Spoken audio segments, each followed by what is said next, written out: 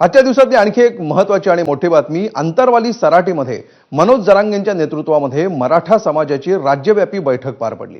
या बैठकीमध्ये त्यांनी आंदोलनावर ठाम असल्याचा निर्धार पुन्हा एकदा बोलून दाखवलाय। 27 ऑगस्टला आंतरवाली सराटीतून मुंबईच्या दिशेने जरांगे कूच करणार आहेत आणि 29 ऑगस्टला त्यांचा मोर्चा आझाद मैदानावर धडकणार आहे असा इशारा स्वतः जरांगेंनी दिलाय। 29 ऑगस्ट नंतर आपण कुणाचंच ऐकणार नसल्याचंही त्यांनी यावेळी स्पष्ट केलंय।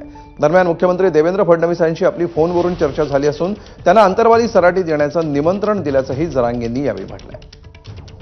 मराठ्यांच्या लेकराच्या अंगावर बोलाल विजय मिळवून मराठ्यांनीच फेकायचा। आता लढाई आरपारची आणि अंतिम 2 वर्ष झालं मराठा लढतोय। हा 2 वर्षाचा संघर्ष आणि लढाई आता मराठ्यांनी जिंकायची म्हणजे जिंकायची। आपलं दुसरं काही कामच नसतं, कारण यंत्रणा त्याच जवळच आहे। दुसरं काही बोललं काय झालं आपलं कामच नसतं का दुसरं। आपलं समाजापाशी सगळं मोठं काम आहे। आम्ही जे सांगितलं याला समजून सांगणं म्हणते, प्रतिसाद देणं म्हणते, संयमानं सांगणं म्हणते, ते सांगायचं काम केलं।